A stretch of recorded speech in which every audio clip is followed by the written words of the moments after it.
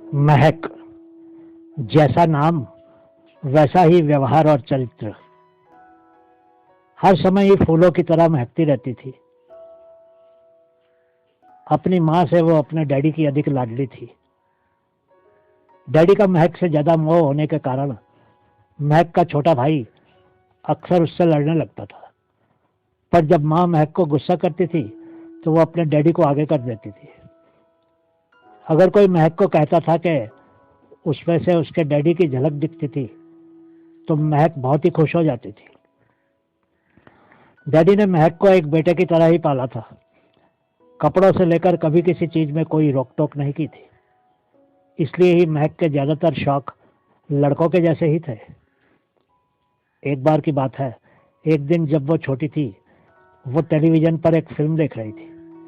तभी वो भागकर अपनी माँ के पास गई और बोली, मम्मी, क्या लड़कियां शादी के बाद अपना घर छोड़कर चली जाती हैं? अपनी माँ का जवाब सुनकर वो अपने कमरे की तरफ चल दी। वो कमरे में बहुत देर तक रोई। जब उसके डैडी को इस बात का पता चला तो उन्होंने महक को बाहर बुलाया और पूछा तो महक ने बापू से भी वही सवाल किया।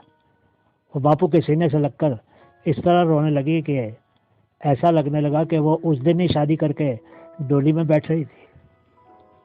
समय बीतने लगा और महक भी बड़ी होने लगी, लेकिन वो ये प्रश्न हर बार अपने बापू से पूछती थी और खुद खुद ही उत्तर दे देती थी, मैं आप लोगों को छोड़कर नहीं जाऊंगी। छोटी उम्र से ही महक को किताबों का बहुत शौक था। उसने अपने डैडी से कहा कि वो खूब पढ़ लिख कर अपने पांव पर खड़ी होना चाहती थी। महक के बापू उसके हर फैसले में उसके साथ खड़े होते थे। उनके घर के पास ही एक लाइब्रेरी थी जहां महक अपना काफी समय बिताती थी। पढ़ाई पूरी होने के बाद महक को एक अच्छी नौकरी भी मिल गई। फिर जिस दिन उसको उसकी पहली तनख्वाह मिली, उसने सारे पैसे अपने डैडी के हाथ में रख दिए। उसके डैडी ने उसको पैसे वापस देकर कहा, नहीं बेटा, ये पैसे तेरे हैं, इन पर सिर्फ तेरा ही हक है, ये तेरे परिश्रम की कमाई है। 4 साल के बाद उसका रिश्ता तय कर दिया गया। शादी से एक हफ्ता पहले जब वो लाइब्रेरी जाने लगी तो उसकी माँ ने उसको कहा, अब तो बस कर लाइब्रेरी जाना, शादी में सिर्फ एक हफ्ता ही रह गया है। महक ने चहकते हुए कहा, आज आखिरी बार जा रही हूँ। उस दिन महक का चेहरा मुरझाया सा था। सभी हैरान थे क्योंकि शादी के समय तो सभी लड़कियों के चेहरों पर खुशी झलकती है, लेकिन महक उदास सी दिख रही थी। जबकि शादी भी उसकी मर्जी से ही हो रही थी, लेकिन तब भी वो अपने बापू से दूर जाने से डरती थी। उस दिन 4 बजे महक के बापू ने उसको घर के पास वाले पार्क में बुलाया था। उसने अपने बैग में एक लिफाफा रखा और पार्क की तरफ चल दी। वो पार्क महक के लिए विशेष था। वो अक्सर ही अपने बापू के साथ वहां खेलने आया करती थी जब वो छोटी थी। उसने अपने डैडी के साथ मिलकर उस पार्क में जाने कितने पौधे लगाए थे। हर बार उसके बापू नए फूले का नाम महक रख देते थे। महक बहुत खुश होती थी। महक उस शाम को जब पार्क में पहुंची तो उसने देखा कि उसके डैडी उनकी मनपसंद बेंच पर बैठे थे।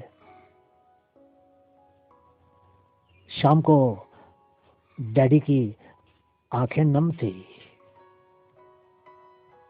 महक को देखकर उसके बापू ने अपनी आंखें पोंछने लगे।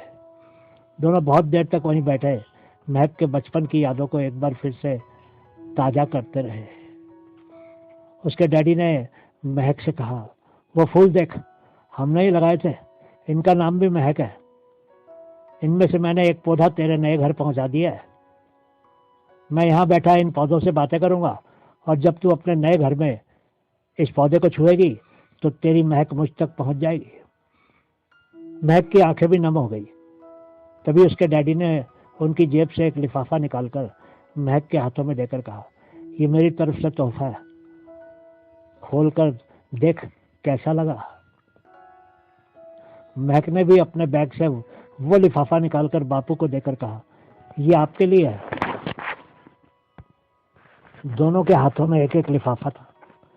महक का लिफाफा पहले खोला गया। लिफाफा खोलकर वो बोली, डैडी, आप तो मेरे लिए भगवान ही हैं। उसके लिफाफे में उसकी नौकरी के कागज थे जिसमें लिखा था कि वो अपने ससुराल वाले शहर में जाकर भी वही नौकरी कर सकती थी। बापू ने महक से कहा, मैंने तेरे ससुर से बात कर ली है, वो तुझे नौकरी करने देंगे।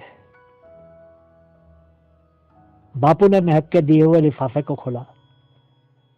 महक ने अपने 4 साल की तनख्वाह अपने बापू को फिक्स डिपॉजिट करवाकर बैंक के कागज उस लिफाफे में दिए थे।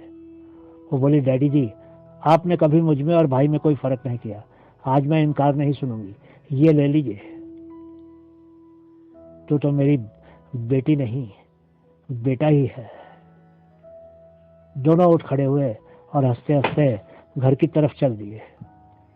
जब घर वापस आने के बाद माँ महक को खुश देखी तो उसको महक फूलों की तरह महकती महसूस हुई, जो कुछ समय पहले ही मुरझाई हुई थी। बहुत बहुत शुक्रिया।